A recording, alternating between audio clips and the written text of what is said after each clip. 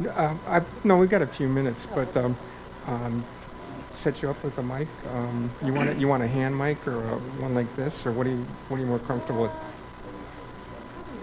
The hand one? Okay, well then we really don't need to do anything. I'll just have a hand mic ready for you when you're ready to go. Okay, I'll do the announcements. Yeah, I'll do the announcements. I'll use the clicker and then I'll hand it over to you.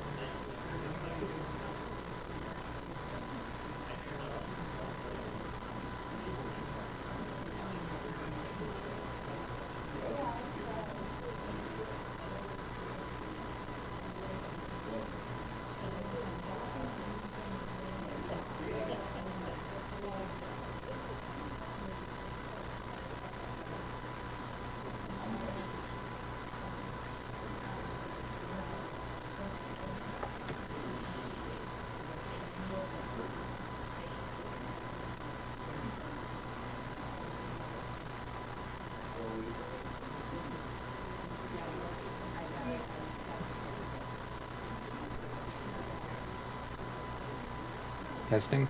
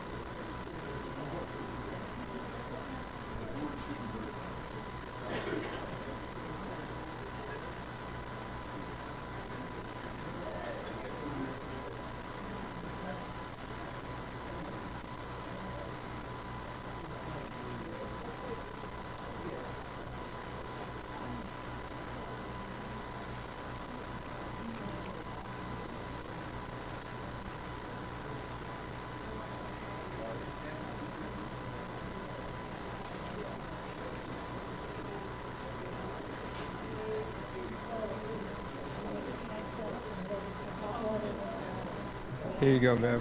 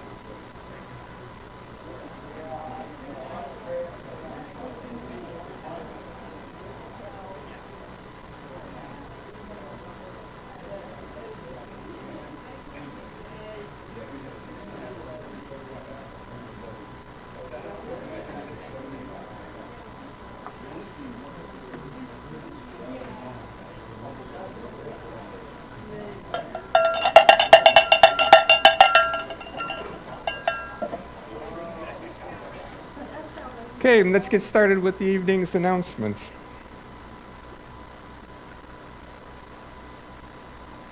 Next Friday, Jerry Jelinek, our own member, is going to give a presentation on trumpet swans. From what I understand, he's done a whole study of swans. The following week is our first competition. It's creative competition. The final date for submission is June 19th. And then after that, we're going to have a Zoom presentation. Scott Robert Lynn is going to talk about how to shoot in hard light situations. July 12th, it's a people competition, projection. The final date for submission is July 3rd. 4th of July fireworks cruise. Enrollment closes June 26th. Last I heard, I think there were still 7 seats available.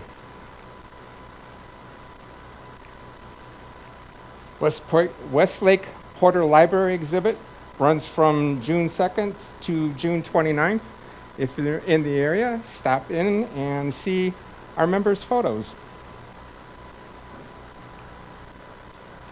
Fundamentals of Good Photography. Enrollment started June 1st.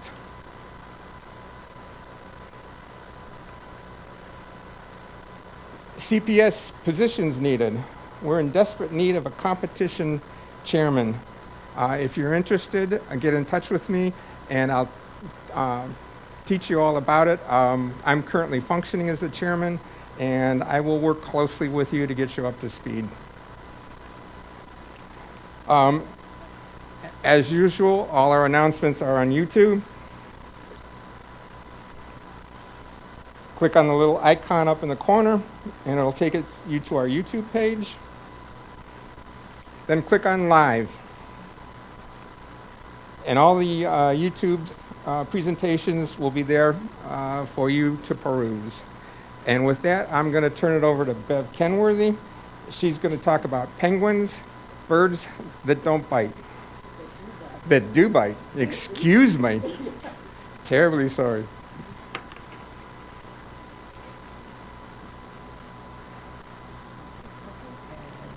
Yep, there you go. Give me 1 second.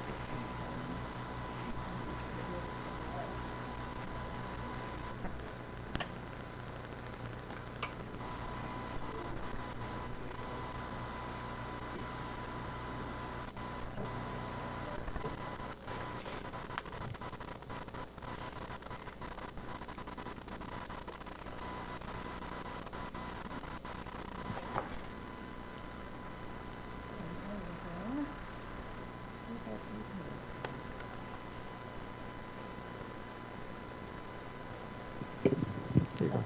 Okay, I guess I didn't hold it long enough. Okay, my name is Bev Kenworthy, as many of you know. And about a year ago, a little over a year ago now, my husband sat down one day and said, I want to go on a Mediterranean cruise. I said, okay. So, because I'll go anywhere.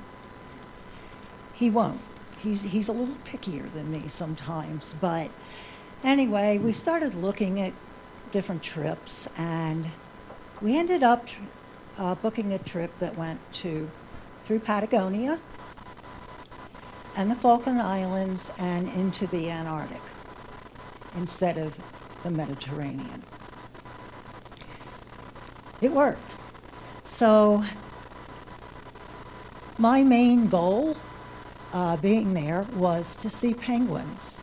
I have this thing for polar bears and penguins. I don't know why, I just do. And so I did the research, found out where the penguins were going to be, and the amazing part is there's an awful lot of penguins in Patagonia and the Falkland Islands. And here we go. They don't fly. They can't, they waddle. And there's big ones up to 48 inches. There's little ones that are 14 inches. But I can tell you from my own experiences, they bite.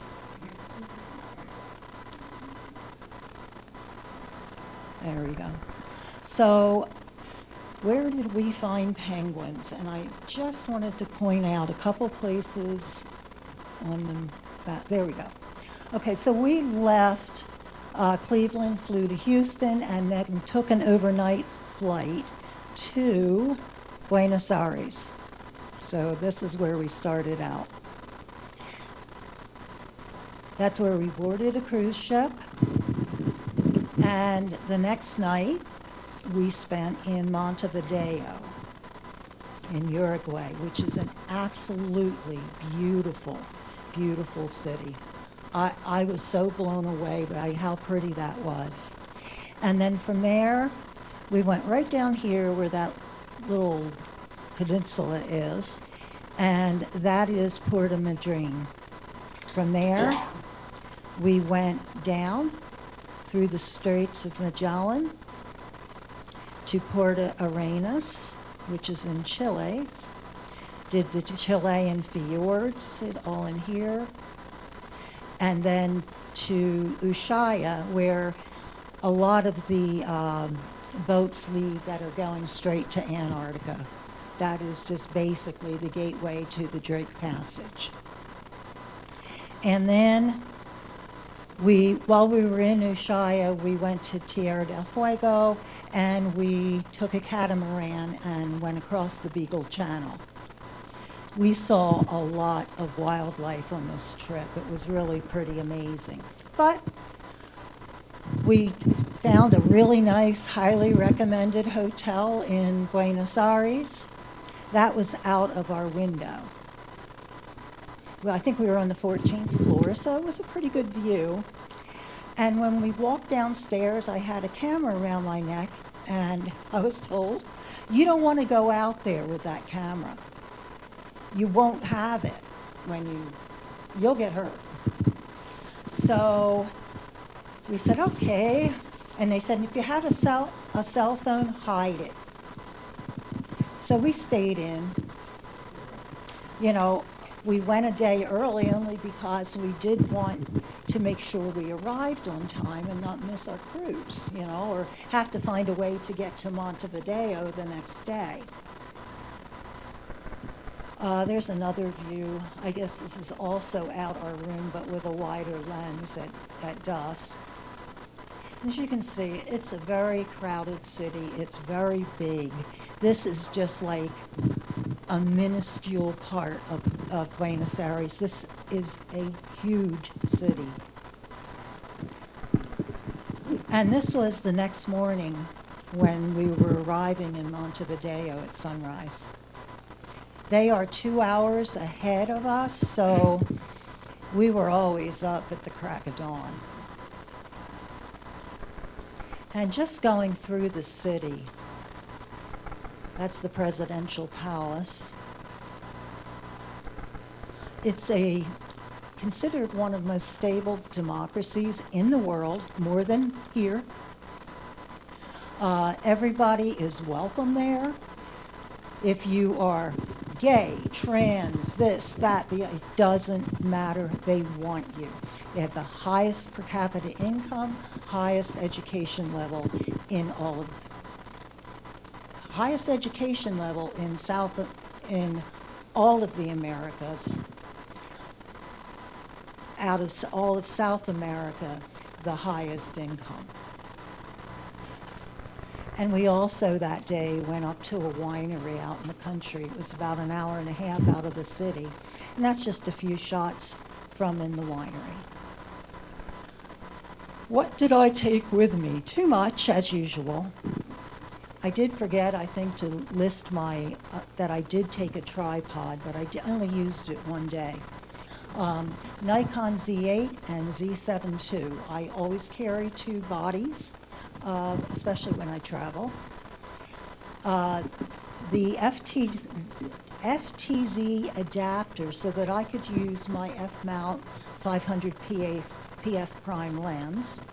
I had also a Nikon Z 180 to 600 millimeter lens, a Nikon Z 14 to 30 for landscapes, the 24 to 200 for just general knocking around type of photography, filters, cleaning supplies. I did have to clean my my sensor because the wind we encountered on this trip was unbelievable. Spare batteries, of course, extra memory cards, a think tank belt and pouch to carry my stuff in. I carry my two cameras on a Black Rapid slim double harness, microfiber cloths, and trash bags in case of rain. It doesn't fit right. I wonder why that is. Okay. Well, Punta Tombo was 2 days later, and that was that little tiny hook when you get down into Patagonia. Punta Tombo is about 2.5 hours from Puerto Madryn, which is a beach community along the coast. And that's what it looked like. And I was like, where's the ocean? Where's the ice? Where's the snow? How can there be penguins in the desert? A scrubby desert. There were guanacos. There's lots of those. There's dozens of them running around the place. And but I'll get to the guanacos again with another picture, but our first penguins, all of a sudden you look at it and there's this little family of penguins up on a hill. So it made me glad I had a big lens with me, and there they were, my first penguins in the wild. These are Magellanic penguins, and I dare anybody to say I'm not a portrait photographer here. That is a young one. The birds here, they're Magellanic penguins, and there are 500,000 pairs that call this area home. course, there were more than that there this time of year because the babies haven't gone off yet. And they are hysterical. They really are fun. They're just waddling around. They don't care that there's people there. They had a dirt path and they have a boardwalk going just for miles through this place. And the penguins, they told us on the bus, well, just be prepared, you know, let them have the right of way. Because they're going to walk right in front of you. They're not afraid of you. There's a lot of people there. There's two, one sneaking up behind. It looks like it's a baby because it's kind of still fuzzy looking. And the guanacos are similar to a llama. They're related to llamas, and they're called a camelid. They're related also to camels, which I never knew that. And they're a lot smaller than your typical llama, and it's the last thing I expected to see was other mammals other than like leopard seals or something that could be around penguins. And they're just eating, they're nursing young, running around like crazy, and very large groups of them. They get up to about 200 pounds and live 20 to 25 years. So a little bit about the penguins, these Magellanics. They are present throughout coastal Patagonia and the Falklands. You will not find them in Antarctica. They breed during the summer months, and of course this was February, but it was high summer there. And they're considered to be the most aggressive of any of the penguins, but they say they normally do not bother people. Once the chicks have left the nest, they just one day dive in the water, never to see mom and dad again, and shortly after that, the pairs all leave. And they're gone forever until they come back the following year to breed. The chicks may come back there, they may end up somewhere else. And, the penguins do live about 30 years, and they're 32 inches tall. So, you know, they're not too big. So, my husband says it was the funniest thing he ever saw in his life. I was standing on the path, just taking a picture that way, and there's a scuffle I'm hearing behind me, but I had something in my sights and I wasn't losing my focus on it. And next thing I know, something bands me in the leg, and it was sharp. And luckily I had on a pair of fairly heavy jeans, long underwear, heavy socks and boots. And the penguin that bit me did not break my skin. But that's him. He was fighting with another penguin, and I got in the way, and there we are. He's all bloodied up. They have a little bit of pink around their beak, but other than that, they're not supposed to be red. And here's just a pair kind of relaxing together. What happens in this particular spot is there's all these desert bushes, willow and sage and different ones. And so they not only dig into the sand and kind of make a little burrow. Here, the best spots are under a bush. So that's usually what they're fighting over, is a spot.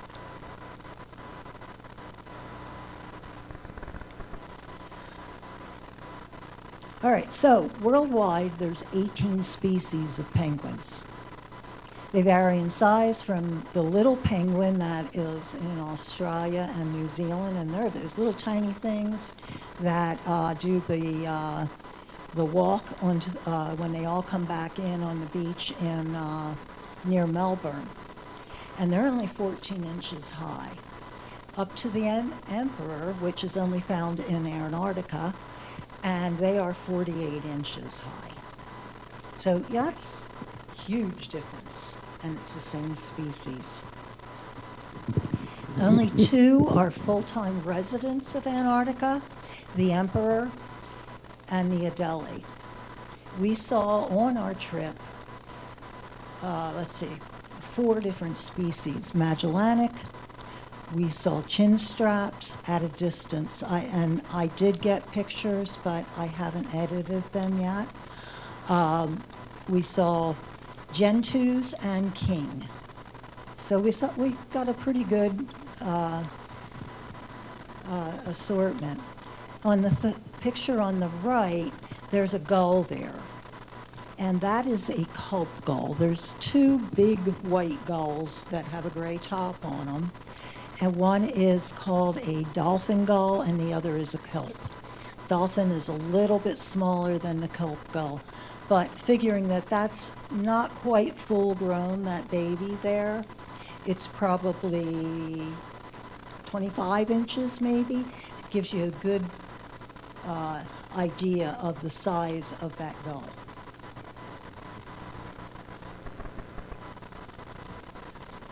And they lay down a lot.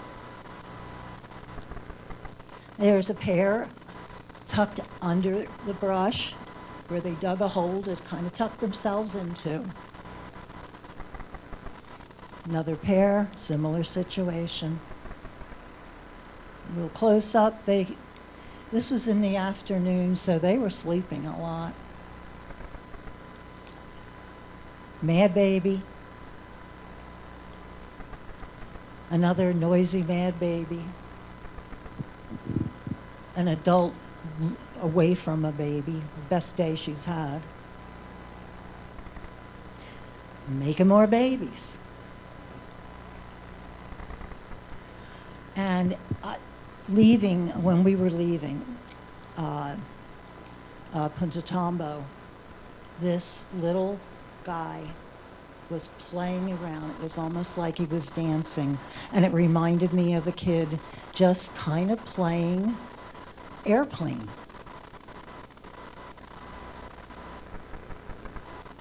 And that just killed me.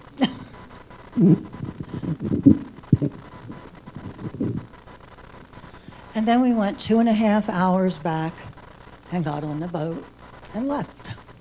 We went for 2 more days to the Straits of Magellan in Chile, where we were at Punta Arenas. Now, for the most part, the ports we didn't spend any time in. We were going on whatever excursion I could find that we could get penguins. And this was actually a nice-sized city. It was bigger than we expected. And where we went, we got on a catamaran and went to Magdalena Island. That is also a national park, and penguins there are protected. It's also Magellanic penguins.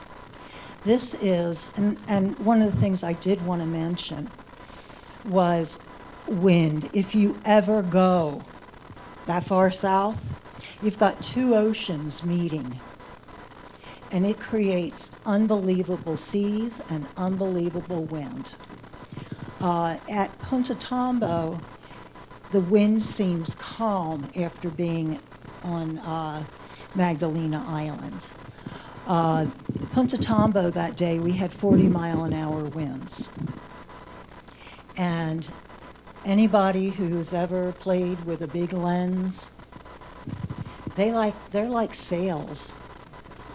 I mean, you've got this much lens and camera in front of you, and all you do is think, okay, if I crank the ISO up and up, it's bright sunshine, but crank it up anyway, because you've got to get really, really fast shutter speeds. This was harder, much harder than trying to get a small bird in flight. If you've ever done, say, swallows, at Sandy Ridge or wherever swallows are flying that you might run into them. They're very fast and very erratic, and so was the wind. So this place, everything is kind of anchored down. It's completely windswept. There are no bushes for the penguins to nest under. And there were penguins everywhere. We had 45-mile-an-hour winds gusting to 60, and actually saw people like with their jacket loose and then getting caught up and couldn't stop themselves down a hill. So everything was not permanent. Nothing was permanent on this island. And that's how we got off the catamaran, was on a little portable dock. So here they just dug into the sand, and that's where they had their eggs and raised their chicks.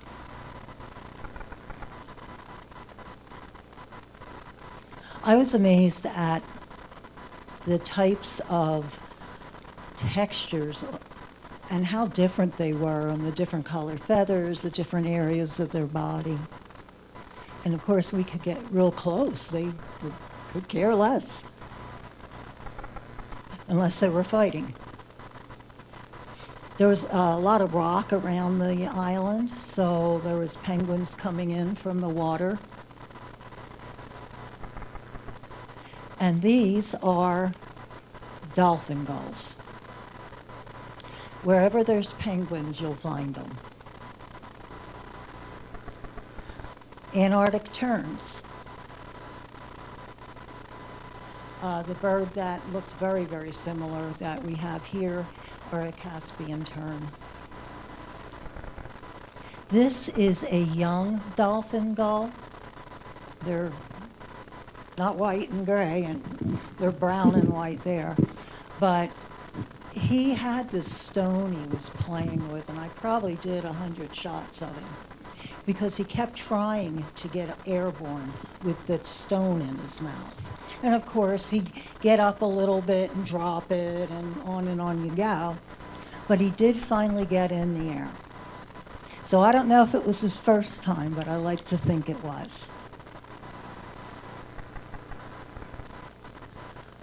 More penguins. And there is, on the left, the dolphin doll up on a rock outing, and there's just two babies just laying together. I'm sorry, these are culp gulls.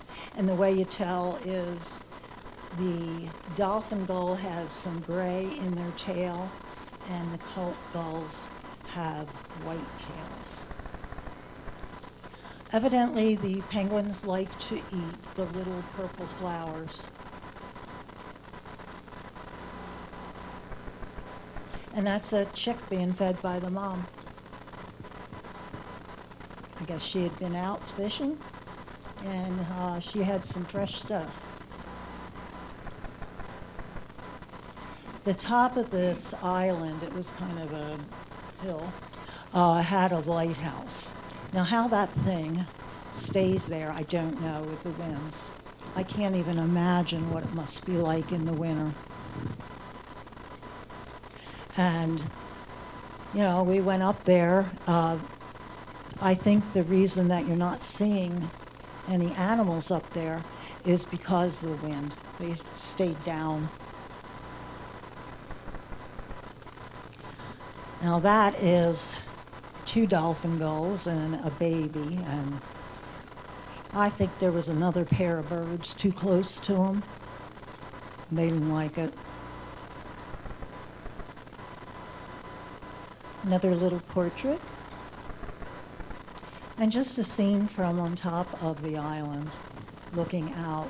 And the mountains you see in the far distance are the other side of the Straits of Magellan. And I believe there's a mix of both penguins and gulls down on the sand there. Another little guy. gulls. There's a mixture of both kinds there, I think. There's some out in the water, there's some flying. They were everywhere. I, I don't think they are on anybody's endangered list. Those buildings were chained.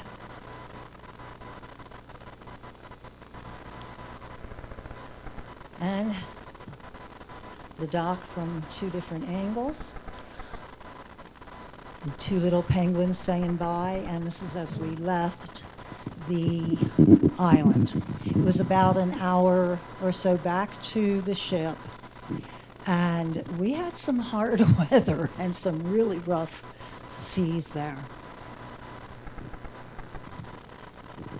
That evening, we started into the Chilean fjords, and the sun was coming down. And there it is in the morning, coming up. So we traveled from there to Ushuaia, Tierra del Fuego, and the Beagle Channel. From there, we crossed the Drake Passage and into the Antarctic waters.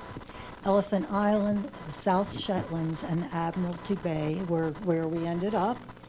They guarantee us, and technically it is really Antarctica, but not the Antarctica we expected to see. Humpback and sea whales were what we saw the most of, and chinstrap penguins. And we were close enough to hear them. They were really loud. But whether I got any decent pictures, I don't know yet. From there, we sailed to the Falkland Islands. And Stanley is, many of you have probably heard of Stanley and the Falklands. And Stanley is the capital city. There's 2 traffic lights, 1 grocery store, a little cafe, and a couple of tourist shops. We went out by van to a place called Newman's Farm, and it's an actual working dairy farm for the most part. And some Gentoo and king penguins have settled there, and that's where they nest. It does have a small cove out to the ocean, so I guess that's how they got there, but you won't believe how far from the water they nest. It was incredible to me. This was sailing into the Falklands that morning.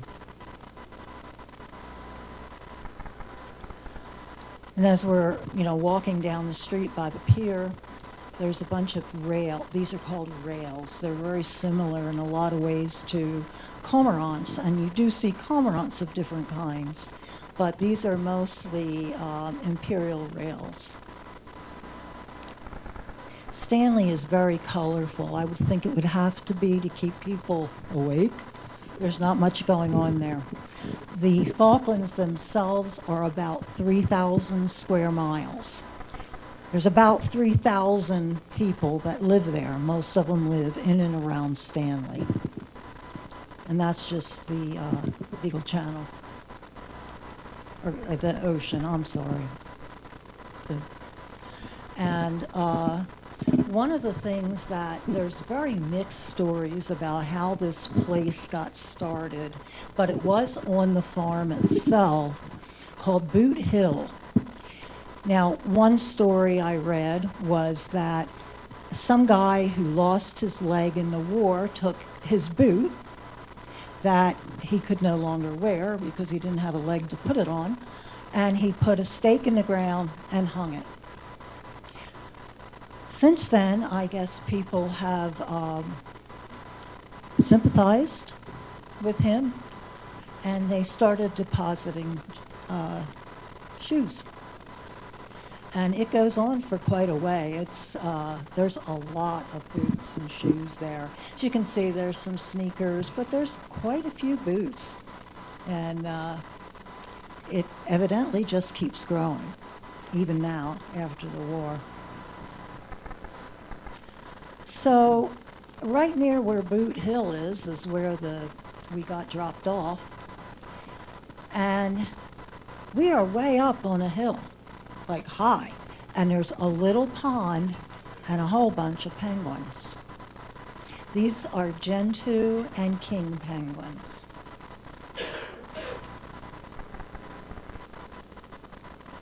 You can see a king right there.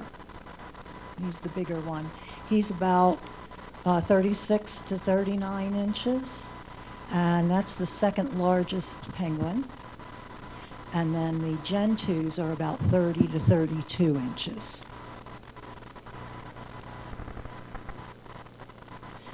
29 pounds. That's pretty big for a bird. But they're really quite remarkable, and they look very much like the emperors do. My husband figured out that the mess on his chest, he's wiping his beak off after he eats. We kept looking at him saying, what is he doing? And wiping off his face. A baby and a mom. I have to say, out of the penguins we saw, these Gentoos were my favorite. They're just cute.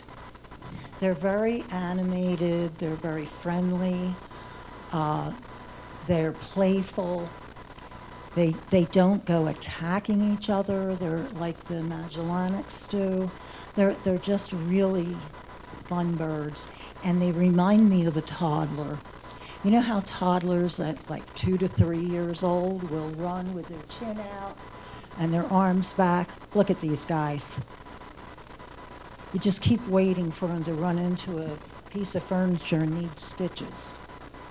They live for 15 to 20 years and get up to about 13 pounds.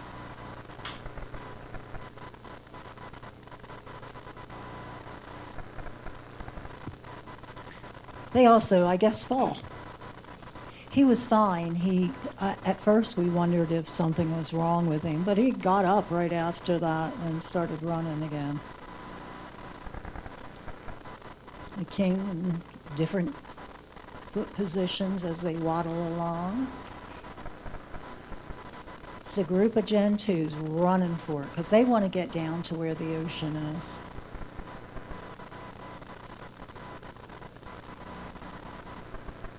There were cows there. I never expected, like the guacanos, I never expected to see cows next to penguins.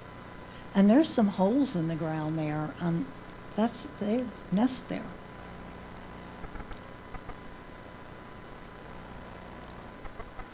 Now we're standing still up on the hill.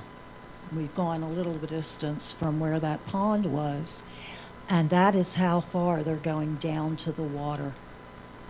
And it's just a little cove off of the ocean. And that would be facing east. Where Stanley is located and this part of the Falklands, you sail up the east side of the Falklands, and then Stanley is there. It's on the side away from South America. This guy just came out of the water. And these guys.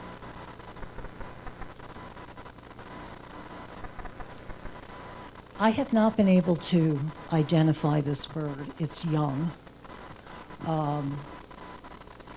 I cannot figure it out, so I'm still working on it, but I just can't seem to figure out what kind of bird he is. He has the beak and nose of an albatross, but this is much smaller. We did see albatrosses, but not the real big wandering albatross or anything like that. We saw some of the smaller ones. And in the water, and of course they're diving. I had read that the Gentoos can dive up to 600 feet, and they're the fastest swimmer of any bird. They can keep up at 22 miles an hour. So these guys cover some ground.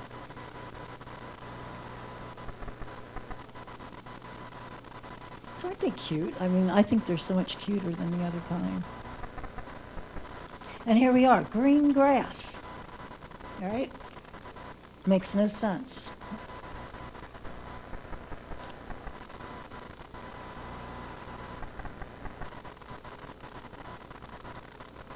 I think there's a king in this picture too. This end one here. Another shot of that. There's a bunch of gulls in there. That's a mixed group. And the end.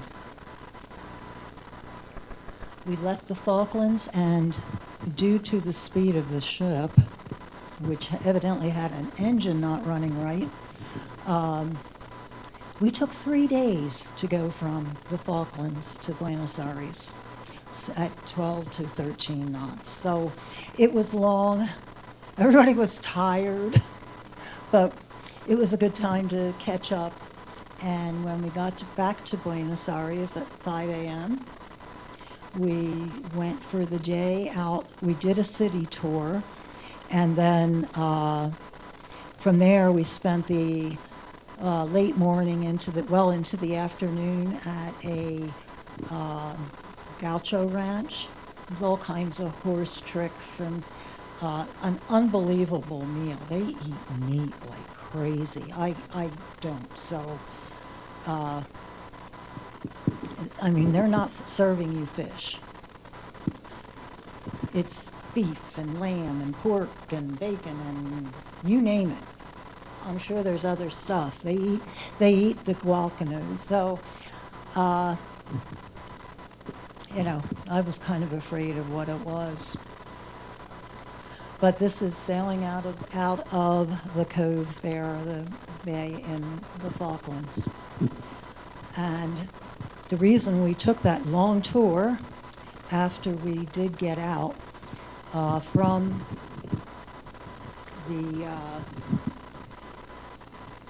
the ship so early in the morning, our flight was not until 9:45 that night. So we felt like we could either find go to the airport.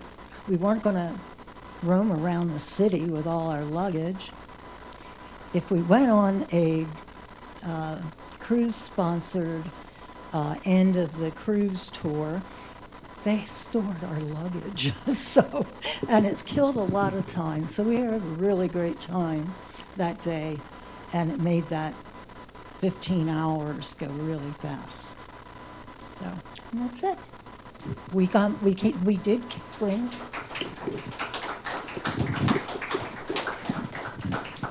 Thank you. We did bring a gift home. COVID. So, you know, we think it was more than the cruise ship. We think it was the planes and all the other transportation, the buses, and I mean, if you heard some of the hacking and coughing and everything else, but the day after we got home, I tested positive, my husband 2 days later. So that was it. So anyway, thank you.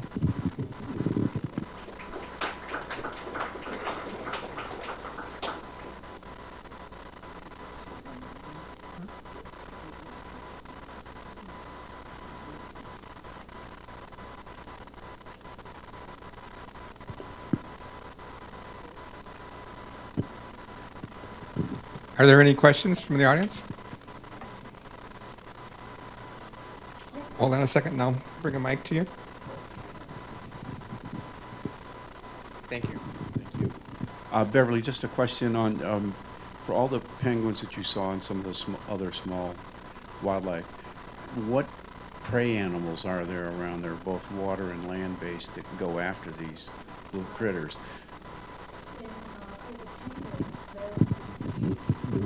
For the penguins, their prey is in the water for the most part. Leopard seals, whales, orcas, all kinds of stuff like that. Anything that's pretty much bigger than them, it wouldn't surprise me that penguins eat other penguins. I mean, I think they're pretty opportunistic.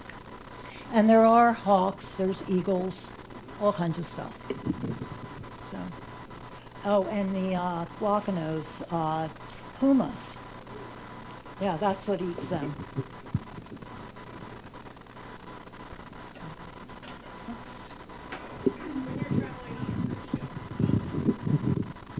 I have two questions. When you're traveling on a cruise ship, how do you do anything different with your camera equipment in the room, or safety, or how it gets moved around the cruise? And then the second question was, I'll come back to the second. Oh, okay.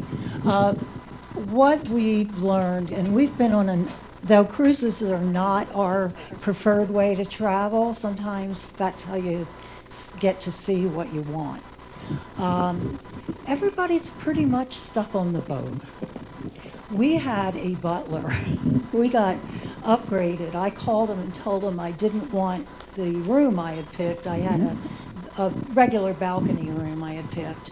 And figuring I knew the cruise was pretty much sold out, what I did was called him 2 weeks ahead and said, I want a different room. I want a better balcony room. And what I really wanted was the back of the ship. And as it turned out, that was the only balcony they had open, was on the back of the ship. It was one of their, quote, penthouse balconies. Came with a butler, which I'm like, you gotta be kidding me. And so, and we had all kinds of privileges for disembarking and restaurants and everything else. It was really nice. And this guy would just, like, we'd get back from being out all day. He'd have all kinds of sandwiches and fruit and everything waiting for us. And it was just really nice. And we just felt really good about the fact that we could leave stuff in the room. Nobody was going to bother it. We did put some things in a safe, but they're not big enough for much. As far as carrying things, I use a double strap for both cameras, each with a lens. If I want anything else, I have a belt bag, you know. And as far as on the planes and stuff, or when I'm not using them, I have a think tank roller bag, and that is what I store stuff in. So it's pretty good.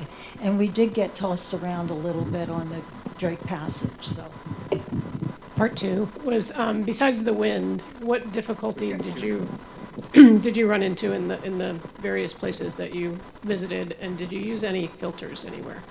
I used some filters like in the Chilean fjords and other landscape places. I never use a polarizer or anything when I'm doing animals because I don't want to lose light.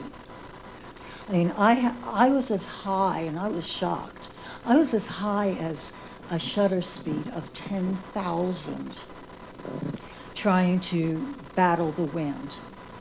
So I was using high ISOs, low f-stops as much as I could, 5.6 to 6.3, depending on the lens, and we were in bright sunlight, but the wind was really difficult. That would be the main thing. Yeah.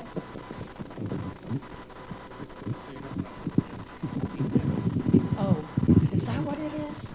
I think so. Okay.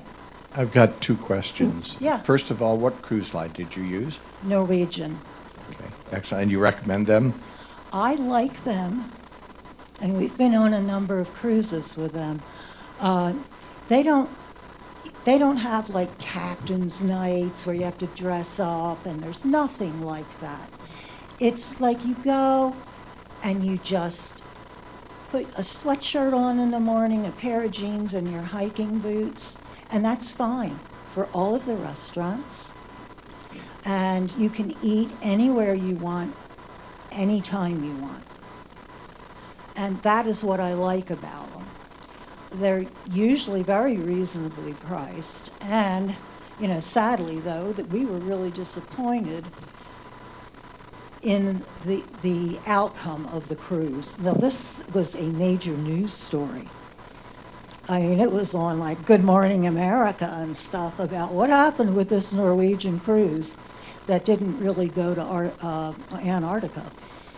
And so that was disappointing, and that would be the reason I would hesitate to book with them again. But I don't want to be in a situation we've been in the past where you're assigned, you will be at table number 10 at 5:30 for your dinner, and that's your only option to eat that night. And so I don't like, I'm not going there to dress up and be formal and sit at a table full of people who don't speak English, you know? And my second question is that I noticed that there were cows there, Yeah. as you pointed out. And I assume that this is a large ranching area, and number one. And number two, I guess it's a lot of free roaming. Any controversy between the penguins and the cattle? There were whole penguin nest holes right next to where those cows were standing. And no issues? Evidently not. I mean, they're nesting there, so they just all seem to not bother each other a whole lot. They also have quite a bit of sheep there too, I think, but we did not see any. Anyone else? I'll be really quick. My question actually is kind of piggybacking on his. The holes, how deep were they? Because that would make sense that they didn't want the cows to step on their eggs. That's Yeah, yeah, I didn't even think of that. Most of the holes that we saw, regardless of where we were, some of them were just angled, especially the ones under the bushes, and they weren't deep at all. But some of them, I would say, if the penguin was standing in them and he was 30 inches, and his head was coming out, so maybe 24 inches, so. No. Yeah.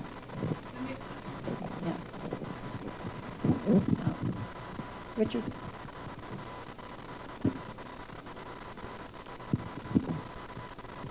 I noticed on your equipment list that you didn't have any type of computer or whatnot. What was your strategy for backing up at night, or did you just Oh, take multiple cards? I don't ever unload my cards. I fill them, I keep them until I get home. But I did back them up.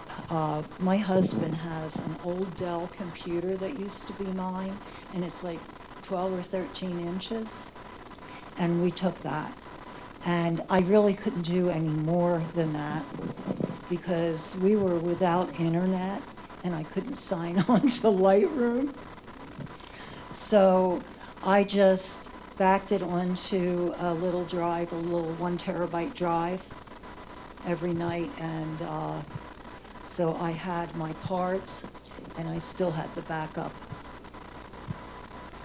I mean, the idea of backing up to a cloud, well, that wouldn't have worked. Any other questions?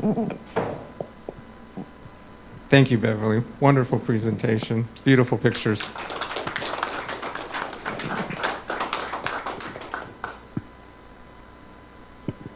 And that concludes this evening. Thank you, everybody.